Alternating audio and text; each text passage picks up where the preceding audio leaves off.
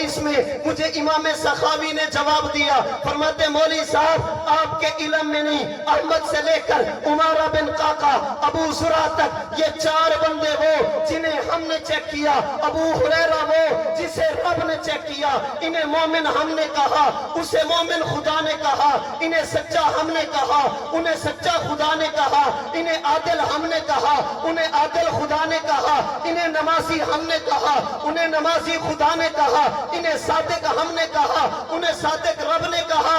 اور جسے رب چیک کر لے اسے چیک کرنے کی ضرورت نہیں، اور رب نے چیک نہیں کیا، فرمایا اولئک ہم المؤمنون حقا، یہ پکے مومن، اولئک الذین صدقوا یہ سچے، اولئک ہم المتقون یہ متقی، اولئک حزب اللہ یہ خدا کی لشکر کے سپاہی بنے ہیں۔ فرماتے جسے اللہ پاس کر دے، اللہ چیک کر لے، پھر امت کا حق بنتا ہے ان کے پیچھے چلے، کبھی ان پر تنقید نہ کرے۔ سورۃ الاحزاب کی آیت نمبر 45 اور 46 تلاوت کی ہے۔ اللہ کریم نے اس آیت کریمہ میں اپنے محبوب صلی اللہ علیہ وسلم سے خطاب کرتے ہوئے آقا کی 5 صفات کو ذکر فرمایا۔ فرمایا اے میرے محبوب، انا ارسلناک شاہدا، ہم نے آپ کو قیامت کے دن امت کے حق میں گواہی دینے والا بنا کر بھیجا، ومبشرا، ہم نے آپ کو جنت کی خوشخبری سنانے والا بنا کر بھیجا، ونذیرا، جہنم سے ڈرانے والا بنا کر بھیجا، وداعیا الی اللہ باذنہ، اللہ کی طرف بلانے والا، اللہ سے جوڑنے والا بنا کر بھیجا، وسراجا منیرا، اور کائنات میں کائنات کو روشن کرنے والا آفتاب اور سورج بنا کر بھیجا۔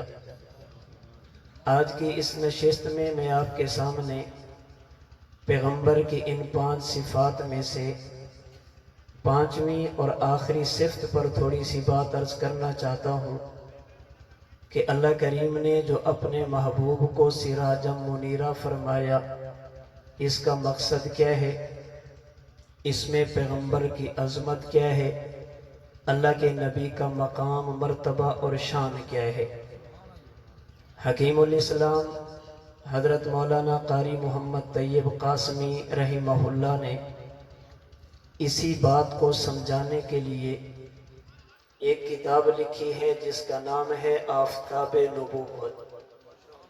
مطلب اور مقصد یہ ہے، اللہ کریم نے اپنے محبوب کو سراجا منیرا کہہ کر آسمان کے سورج کے ساتھ تشبیہ دی ہے۔ ممکن ہے میری ابتدائی بات تھوڑی مشکل ہو، آپ توجہ کریں گے تو میں انشاءاللہ اپنی بات سمجھاؤں گا۔ اللہ نے ان 10 حروف میں اپنے نبی کو آسمان کے سورج کے ساتھ تشبیہ دی ہے۔ جیسے آسمان پر نکلنے والا سورج ہوتا ہے، اسی طرح اللہ نے آمنہ کے لال کو آفتاب بنا کر بھیجا۔ علماء سمجھتے ہیں کہ جب کسی چیز کو کسی کے ساتھ تشبیہ دی جائے تو وہاں پر 3 چیزیں ہوتی ہیں۔ نمبر 1 مشبہ، جسے تشبیہ دی جائے۔ نمبر 2 مشبہ بھی، جس کے ساتھ تشبیہ دی جائے۔ اور نمبر 3 وجہ تشبیہ، ایسی صفت جو مشبہ اور مشبہ بھی دونوں میں موجود ہو۔ سمجھانے کے لیے مثال عرض کرتا ہوں، آپ اپنے بیٹے کے بارے میں یہ جملہ کہتے ہیں کہ میرا بیٹا شیر ہے، ابنی اسد، میرا بیٹا شیر ہے۔ آپ نے بیٹے کو شیر کہہ کر شیر کے ساتھ تشبیہ دی ہے۔ بیٹے کو شیر کہا، یہ مشبہ ہے۔ شیر کے ساتھ تشبیہ دی، شیر مشبہ بھی ہی ہے۔ سوال یہ ہے کہ بیٹے کو شیر کیوں کہا، وجہ تشبیہ کیا ہے؟ آپ کہتے ہیں جیسے شیر بہادر ویسے میرا بیٹا بہادر، جیسے شیر کسی سے نہیں ڈرتا میرا بیٹا بھی کسی سے نہیں ڈرتا۔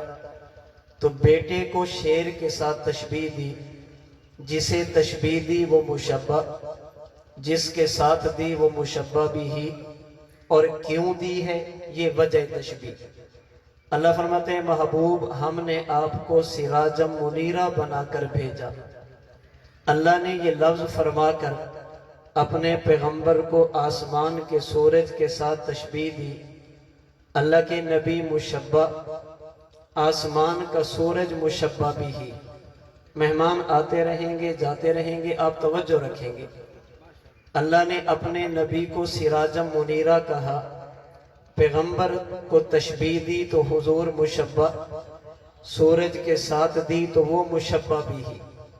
سوال یہ ہے اللہ نے اپنے نبی کو آسمان کے سورج کے ساتھ تشبیہ کیوں دی؟ وجہ تشبیہ کیا ہے؟ قاری محمد طیب قاسمی صاحب رحمۃ اللہ علیہ فرماتے ہیں اب ذرا سمجھیں کہ نبی کو آفتاب کیوں کہا۔ جب تک آسمان پر سورج نہ نکلے، اگرچہ چاند اور ستارے ہوتے ہیں لیکن اندھیرا ختم نہیں ہوتا۔ جب تک اللہ کے محبوب پیغمبر بھی دنیا میں نہیں آئے تھے، اگرچہ انبیاء موجود تھے، مگر کفر اور شرک کا اندھیرا مکمل طور پر ختم نہیں ہوا تھا۔ جیسے آسمان پر سورج نہ نکلا ہو، ستارے آسمان پر ہوتے ہیں اور کئی ہوتے ہیں۔ اللہ کے محبوب پیغمبر بھی دھرتی پر تشریف نہیں لیتے، آپ سے پہلے انبیاء تھے اور بے شمار تھے۔ جیسے آسمان پر سورج نہ ہو، اس سے پہلے صبح صادق آتی ہے، یہ بشارت اور خوشخبری ہوتی ہے کہ دنیا والوں اندھیرے ختم ہونے والے، اب سورج نکلے گا تو روشنی ہی روشنی ہوگی۔ اللہ نے آمینہ کے لال سے پہلے حضرت عیسیٰ کو صبح صادق بنا کر بھیجا، جنہوں نے فرمایا یا بنی اسرائیل انی رسول اللہ الیکم، اللہ نے مجھے نبی بنا کر بھیجا۔ پھر اپنی صفات ذکر کرتے ہوئے فرمایا وَمُبَشِّرًا بِرَسُولٍ یَأْتِی مِن بَعْدِی اسمہ احمد، جیسے سورج کے نکلنے سے پہلے صبح صادق آتی، آمینہ کے لال سے پہلے حضرت عیسیٰ تشریف لے۔ جب تک آسمان پر سورج نہ نکلا ہو، پھر مصنوعی لائٹوں کی ضرورت پڑتی ہے۔ کمرے کی لائٹ الگ، برآمدے کی لائٹ الگ، صحن کی لائٹ الگ، باہر سڑک اور روڈ کی لائٹ الگ ہوتی ہے۔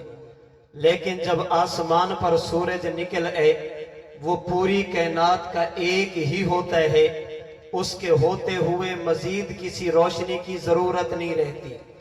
اللہ نے اپنے محبوب پیغمبر سے پہلے بھی نبی بھیجے، علاقے کا نبی الگ، قوم کا نبی الگ، زمانے کا نبی الگ، ملک کا نبی الگ۔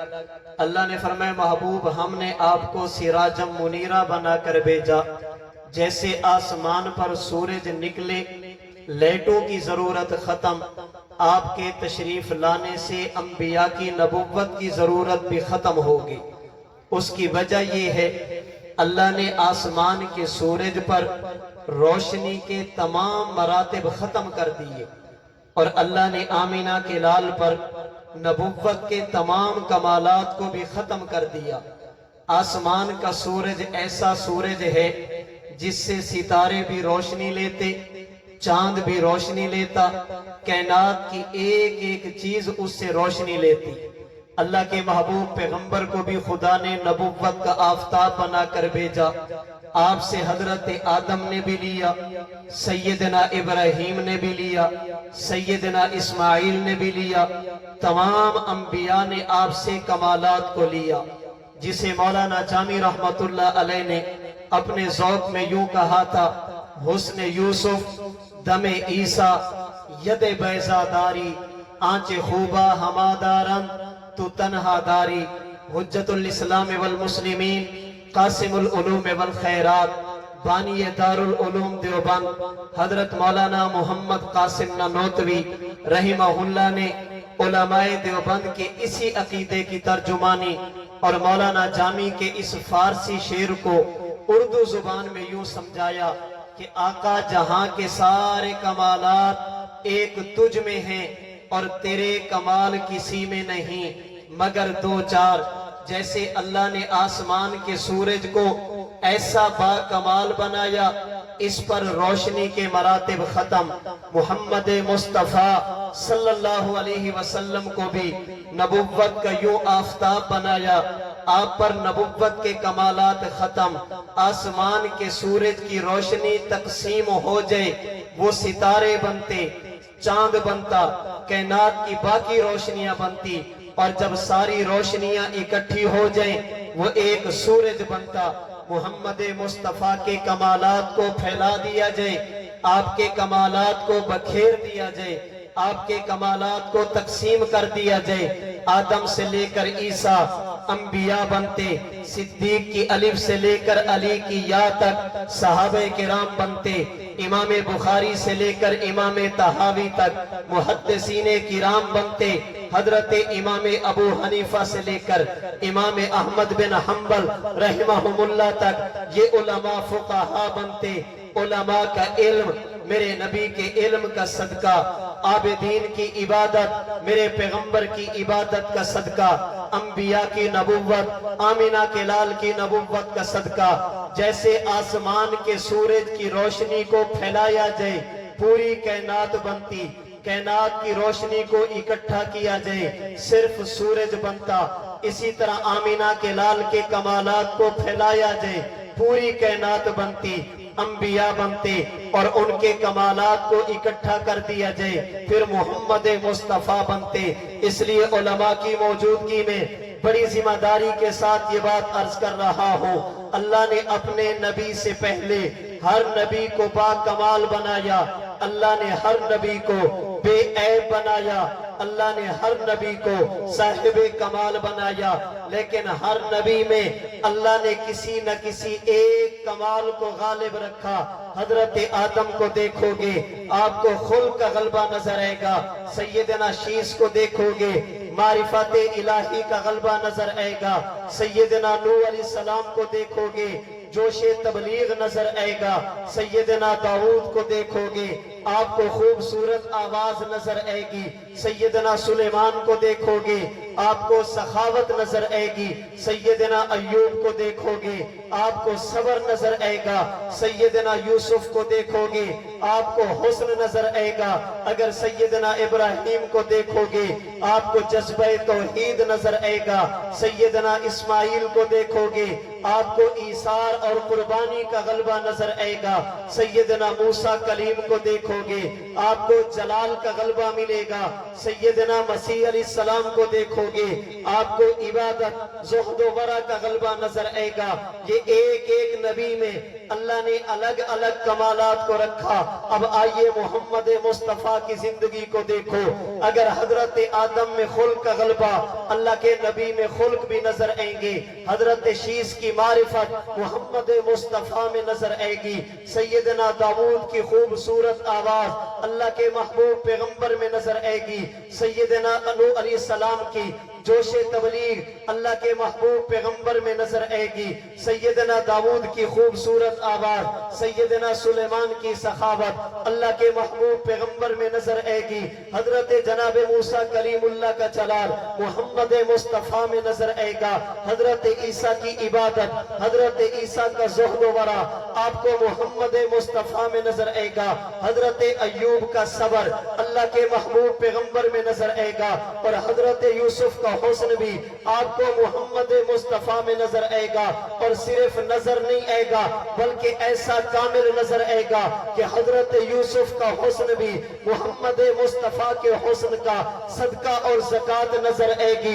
اس لیے کہ حضرت یوسف حسین تھے لیکن اللہ نے میرے پیغمبر کو حسن کا منبع بنایا, یہاں سے حسن تقسیم ہوا انبیاء کو ملا, یہاں سے حسن تقسیم ہوا دنیا کے حسینوں کو ملا, तभी तो हजरत हसन ने कहा था वअहसनु मिनका लम तर क़त्तु ऐनी वअजमलु मिनका लम तलिद निसा।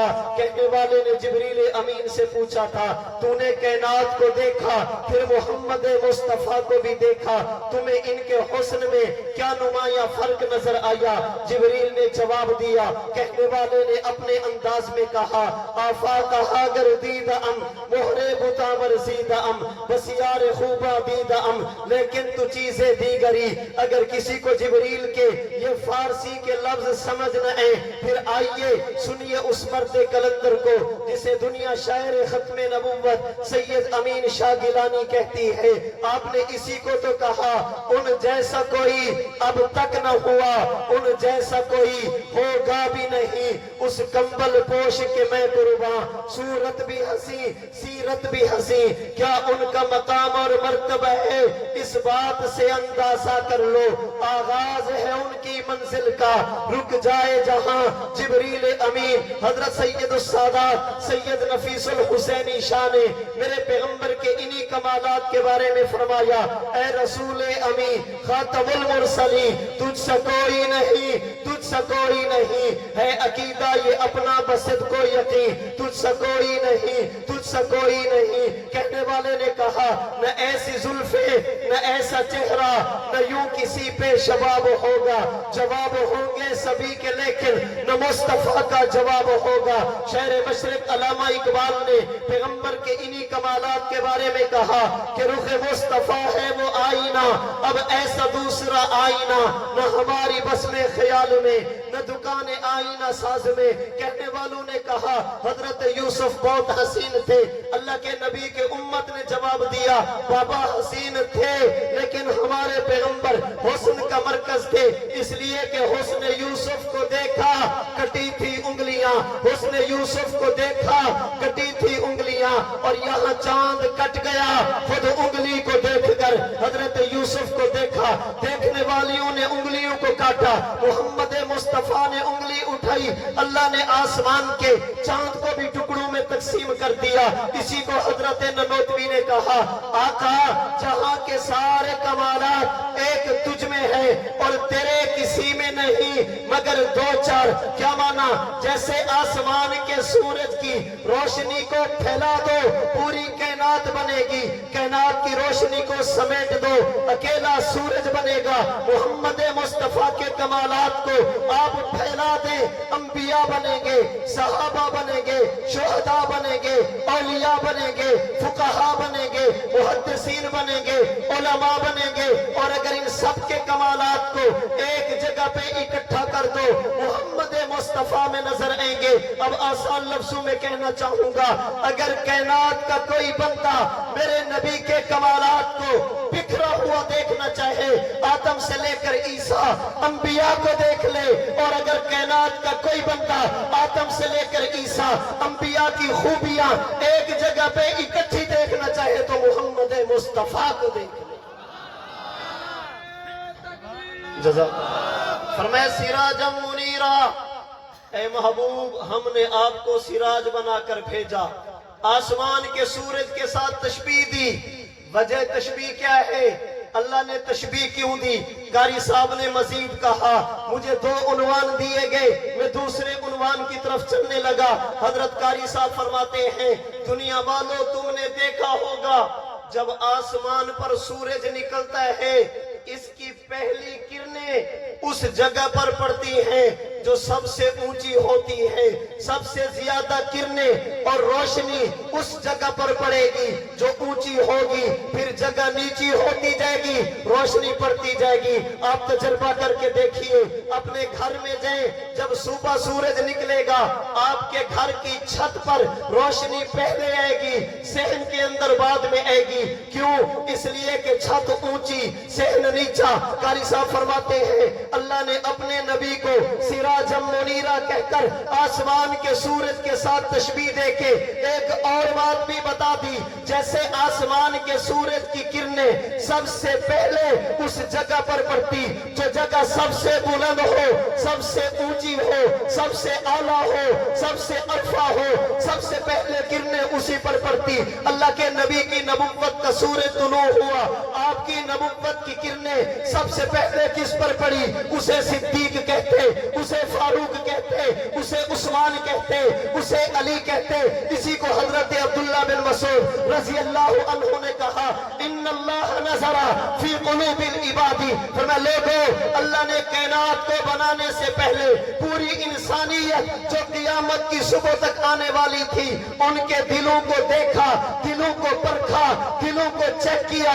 जो दिल सबसे आला थे, अल्लाह ने उनके सर पर ताजे नबुव्वत रख दिया।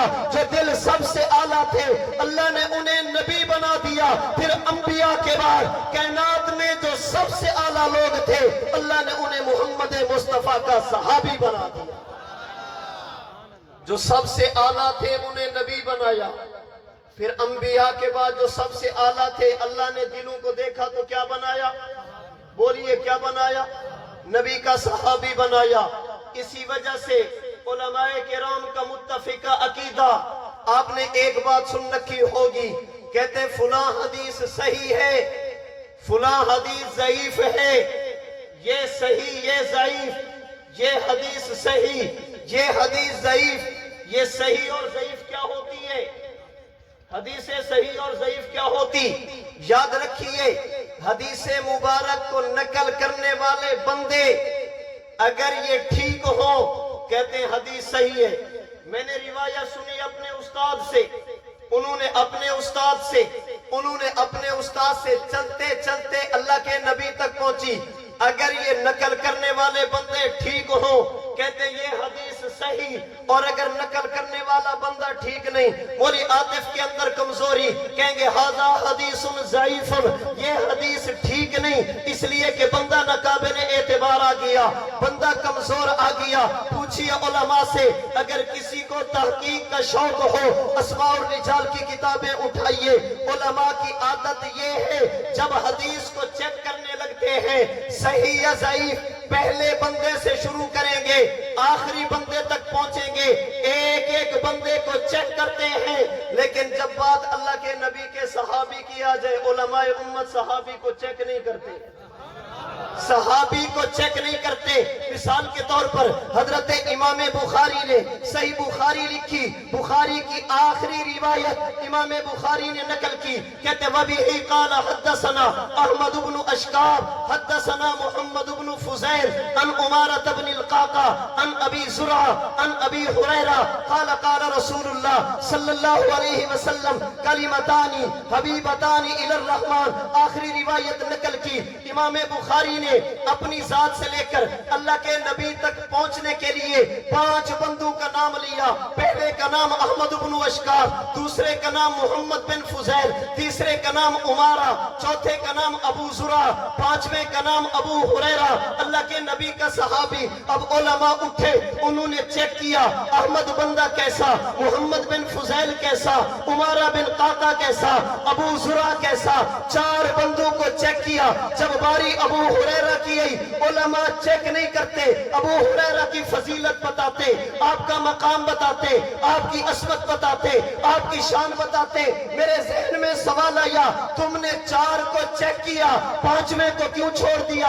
सहाबी पर तहकीक क्यों नहीं की? सहाबी के बारे में तुमने कलाम क्यों नहीं किया? फतहुल मुगीस में मुझे इमाम सखावी ने जवाब दिया, फरमाते मौली साहब, आपके इल्म में नहीं, अहमद से लेकर उमारा बिन क़ाक़ा, अबू ज़ुरा तक, ये 4 बंदे वो जिन्हें हमने चेक किया, अबू हुरैरा वो जिसे रब ने चेक किया। इन्हें मोमिन हमने कहा, उसे मोमिन खुदा ने कहा, इन्हें सच्चा हमने कहा, उन्हें सच्चा खुदा ने कहा, इन्हें आदिल हमने कहा, उन्हें आदिल खुदा ने कहा, इन्हें नमाजी हमने कहा, उन्हें नमाजी खुदा ने कहा, इन्हें सादिक हमने कहा, उन्हें सादिक रब ने कहा। और जिसे रब चेक कर ले, उसे चेक करने की जरूरत नहीं, और रब ने चेक नहीं किया। फरमाया उलाइका हुमुल मुमिनून हक्का, ये पक्के मोमिन, उलाइका लजीना सदकू, ये सच्चे, उलाइका हुमुल मुत्तकून, ये मुत्तकी, उलाइका हिज़्बुल्लाह, ये खुदा के लश्कर के सिपाही बने हैं। फरमाते जिसे अल्लाह पास कर दे, अल्लाह चेक कर ले, फिर उम्मत का हक बनता है उनके पीछे चले, कभी उन पर तनकीद न करे। فرماتے جب صحابی کی بات آ جائے ہم چیک نہیں کریں گے، کیوں؟ فرماتے اللہ نے چیک کیا، اولئک الذین امتحن اللہ قلوبہم للتقوی، اللہ تو نے چیک کیا یہ لوگ کیسے؟ اللہ فرماتے کتب فی قلوبہم الایمان، میں نے تقدیر کے قلم سے پیغمبر کے صحابہ کے دلوں میں ایمان کو مضبوط کر کے لکھ دیا۔ حضرت قاری طیب صاحب فرماتے ہیں جیسے آسمان کی سورج کی کرنیں سب سے پہلے اونچی جگہ پر پڑتی، آمینہ کے لال کی نبوت کا سورج طلوع ہوا تو سب سے پہلے کرنیں بھی کس پر پڑی؟ جو لوگ دلوں کے سب سے اعلیٰ تھے، آمقہم علما، علم کے اعتبار سے پختہ، ابرہا قلوبا، دل کے اعتبار سے بڑے پاک اور صاف تھے، اقلہا تکلفا، تکلف نام کی ان کے اندر قریب چیز بھی نہیں گزری تھی، اس لیے اللہ کے محبوب پیغمبر نے فرمایا، بخاری شریف کی روایت، فرمایا لوگو لا تسبوا اصحابی، میرے صحابہ کے بارے میں اپنی زبانوں کو سوچ سمجھ کر استعمال کرنا، کبھی ان پر مفتی منفی تبصرہ نہ کرنا۔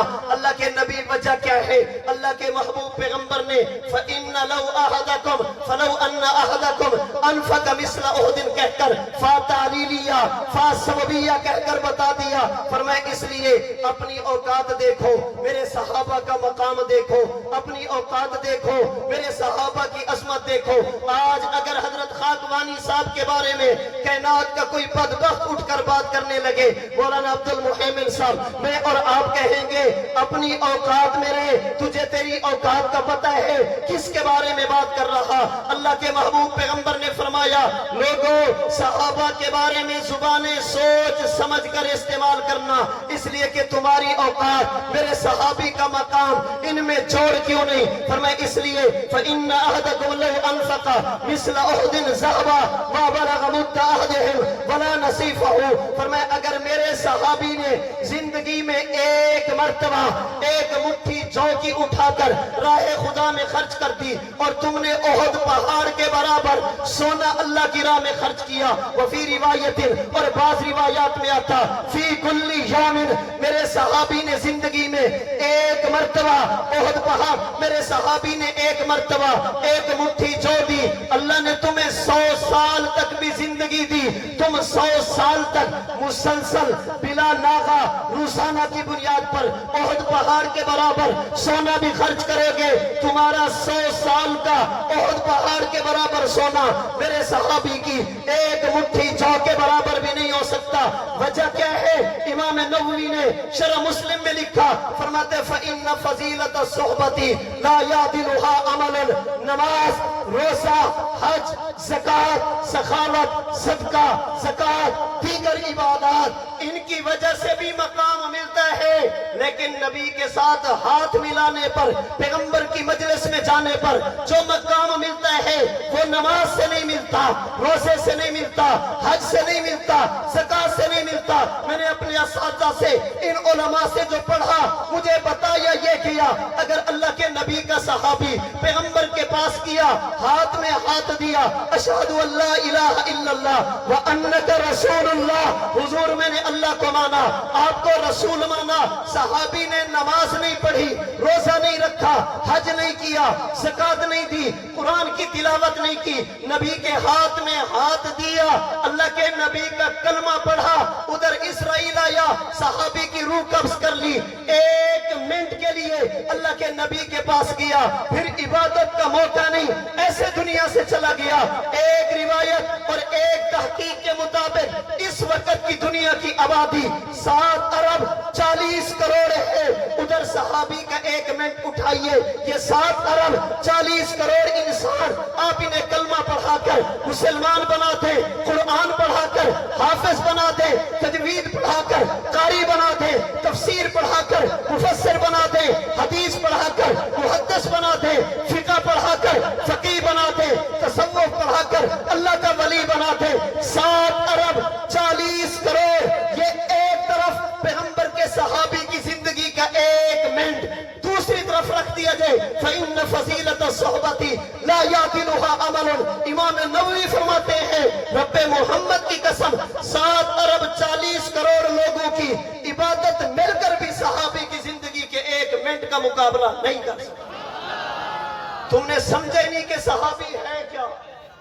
اور یاد رکھیے ہم نے صحابی کو صحابی کسی عمل کی وجہ سے نہیں مانا، ہم نے صحابی کو صحابی کسی عمل کی وجہ سے نہیں، ہم نے نبی کو نبی مانا اللہ کے انتخاب کی وجہ سے، ہم نے صحابی کو بھی صحابی مانا نبی کی صحبت کی وجہ سے، رب کے انتخاب کی وجہ سے۔ اب اگر کوئی بندہ یہ کہے کہ فلاں صحابی ایسا، مجھ سے پہلے حضرت علامہ صاحب علامہ خالد مموصف رحمت اللہ علیہ کے تذکرے چل رہے تھے، کسی نے علامہ صاحب کے سامنے کہہ دیا فلاں صحابی نے یوں کیا، آپ نے فرمایا ہے تو پھر بھی صحابی، فلاں نے یوں کیا، فرمایا بابا ہے پھر بھی صحابی۔ ایسی بات کرو کہ صحابی صحابی نہ رہے۔ ہم نے صحابی کو صحابی نماز کی وجہ سے نہیں، روزے کی وجہ سے نہیں، حج زکات کی وجہ سے نہیں، ہم نے صحابی کو صحابی مانا صحبت نبوت کی وجہ سے۔ اور یہ کتنے بڑے احساس کی بات، میرا وقت مکمل ہوا، کتنے بڑے احساس کی بات پیغمبر کا صحابی ہونا۔ علماء سے پوچھئے قیامت کا دن ہوگا، انبیاء خدا کی عدالت میں جائیں گے، جب رب کی جنت کھلے گی انسانیت ترسے گی اللہ ہمیں جنت دے دے، لیکن جنت کہے گی اللہ مجھے نبی دے دے۔ انسانیت جنت کے لیے اور جنت انبیاء کے لیے ترسے گی، کیوں؟ اس لیے کہ انتخاب خدا کا بالکل اسی طرح جیسے جنت نبی کے لیے ترسے گی، اسی طرح جنت نبی کے صحابہ کے لیے بھی ترسے گی۔ میں نہیں کہتا، اٹھائیے بخاری شریف، اللہ کے محبوب پیغمبر نے جنت کا تذکرہ کیا، پھر جنت کی نعمتوں کا تذکرہ کیا، جنت کے 8 دروازوں کا تذکرہ کیا، کس کس دروازے سے کون کون جائے گا اللہ کے نبی نے اس کا تذکرہ کیا۔ فلاں بندہ فلاں دروازے سے، نمازی دوسرے دروازے سے، روزے دار تیسرے دروازے سے، ذکر کرنے والا چوتھے دروازے سے۔ اللہ کے نبی نے ذکر کیا، پیغمبر کی مجلس میں ایک صحابی کھڑا ہوا، ہاتھ باندھ کر کہنے لگا یا رسول اللہ اگر کسی بندے کو جنت میں پاؤں رکھنے کی بھی جگہ مل گئی اسے کسی اور چیز کی ضرورت نہیں، لیکن اپنی معلومات کے لیے شوق کی وجہ سے پوچھنا چاہتا ہوں حضور آپ کی امت میں کوئی ایسا بھی ہوگا جب قیامت کا دن ہو جنت کے سامنے جائے، وہ جنت کے لیے نہیں جنت اس کے لیے ترسے، لوگ کہیں اللہ اس دروازے سے جانے دے، اور وہ دروازہ کہے اللہ یہ تو مجھے دے دے۔